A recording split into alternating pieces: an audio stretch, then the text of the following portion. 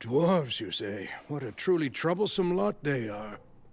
The aspect of Delicious in Dungeons world building that I love the most, the part that scratches the wrinkliest parts of my brain, is the series' comfort in its own ambiguity. For every question directly answered by the show, we're left with a dozen more.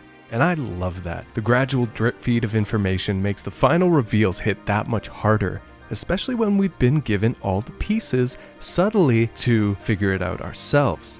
Right from the jump in the series, we're introduced to a world filled with different fantasy races, humans or tall men, elves, orcs, gnomes, dwarves, kobolds, dozens of different types of monsters, and it's all up to the viewer to interpret how all these pieces fit together in this richly detailed world until we explicitly learn otherwise. From episode 1, we're aware of the existence of all of these races, but we really don't know anything about them and their place in Ryokokui's world until much later in the series.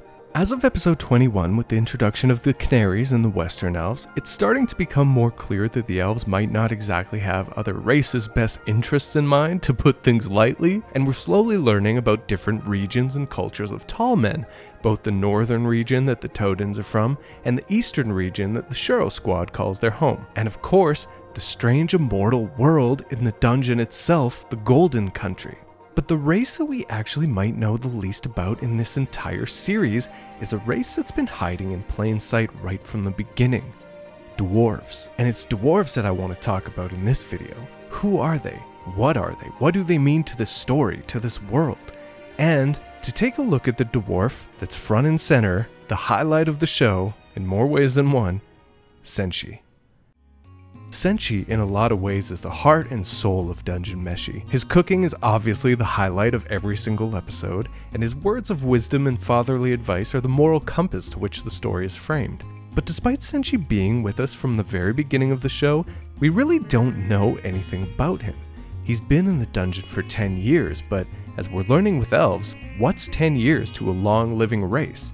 We have no indication of what he was doing before that, nor why he would prefer to stay in the dungeon as opposed to return to the surface, other than the fact that he tends to it. We know that he has an impossibly rare mithril knife and an adamantine cooking pot, both betraying the fact that he isn't just some ordinary traveling chef, but what could Senshi's secret be? There are very few scenes with any actual information about the dwarves so far in the series. The first bit of lore that we get comes from Tansu's meeting with the Island Lord, where we learn that after a war between East and West, dwarves hid underground waiting for the elves to attack. The Island Lord remarks that it was those same dwarves who eventually turned the Golden Country into the dungeon as it exists today. As far as I can recall, this is the first mention of this historical war in the series, whether or not it's important at all. We know now that Western elves are obviously a whole thing, so can we assume that dwarves are from the East? If we're assuming there was a war between East and West, does that align dwarves with the tall men and Oni of Shuro's totally not feudal Japan Eastern country? And where did the tall men of the North fall into all this? Tansu dismisses the Island Lord's claim that dwarves tunneling out of the Golden Country created the dungeon as an unsubstantiated rumor. But is it though? This is fiction. All legends are real. All stories are true. So I'm assuming there's more to this than meets the eye.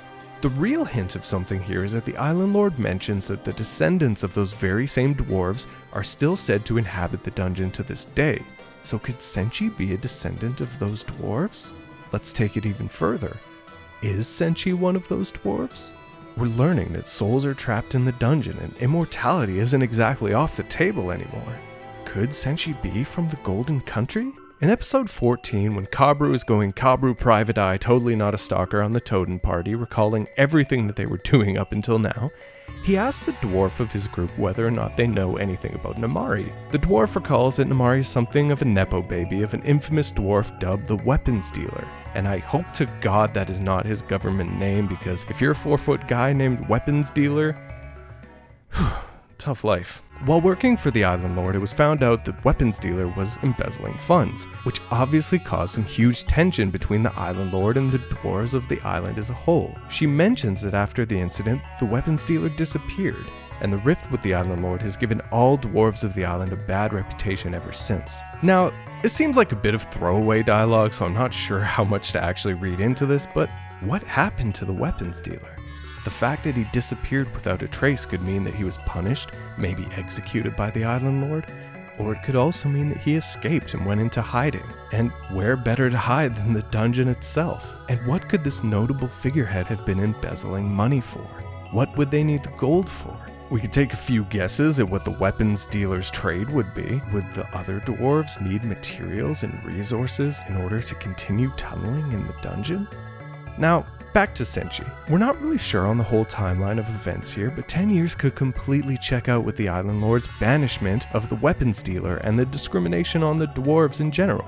It's unlikely Senshi was too close to the weapons dealer because Namari met him for the first time with Laios' party, which means Senshi probably isn't a dwarf from the island originally, at least above ground, especially since longer life races would have been familiar with him.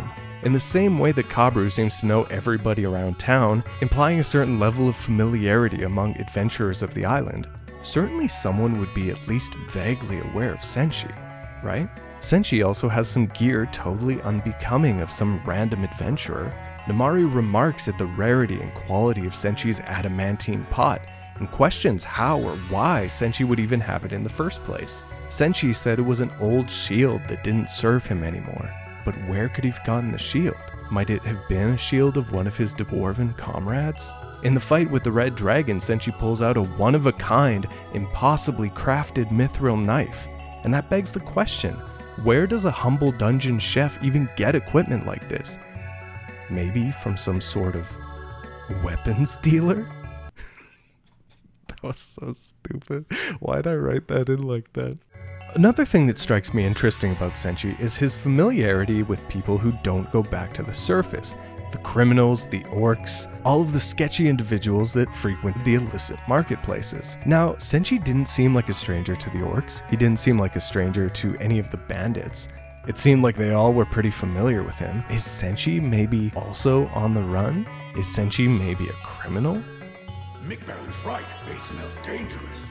If we're eliminating the possibility of Senshi being from the island, we're left with two options. Either A, he's a runaway from the Golden Country similar to Delgal, which really doesn't make a lot of sense because he would have been recognized when he returned, or B, he's a descendant of those eastern dwarves whose tunnels became the dungeon itself. Could Senshi be some type of descendant from a pivotal figure in those dwarves' history? A dwarven warrior? A dwarven king? As always, I have questions and the show maybe has answers. Is the history of the dwarves something we'll learn a bit more of now that we're learning more about the elves? Will we get a Senshi, Namari, or weapons dealer backstory episode at some point? I guess we'll just have to wait patiently and see. Thank you guys for checking out this video. I just hit 1,000 subscribers, so if you like these kind of theory essays and want to check out more of someone experiencing this anime for the first time, I'd love it if you subscribed. Likes and comments really help me out with the algorithm, so leave a comment with your thoughts about Senshi in the story thus far. If you're a manga reader, what were your thoughts about Senshi's past when you were reading Dungeon Meshi? Were you thinking the same kind of things that I'm thinking? And anime onlys, what are your thoughts? How do you think the dwarves come into play into all this? If you want more Dungeon Meshi content, I react to every episode every Thursday, so subscribe and turn on those notifications. I also go live to read the manga, and we're gonna get started on some other series really soon, ranging from shonen to other fantasy to seinen and everything in between. It's gonna be very fun, so subscribe if you want to. As always, thank you to my patrons over on Patreon and my YouTube channel members. Your support really helps me out in making these videos and lets me know that you'd like more content like this. Their names will be on the screen right now, and you could join them for as little as $1 a month, and it all really helps. It's all very appreciated. So thank you guys so much, and until next time.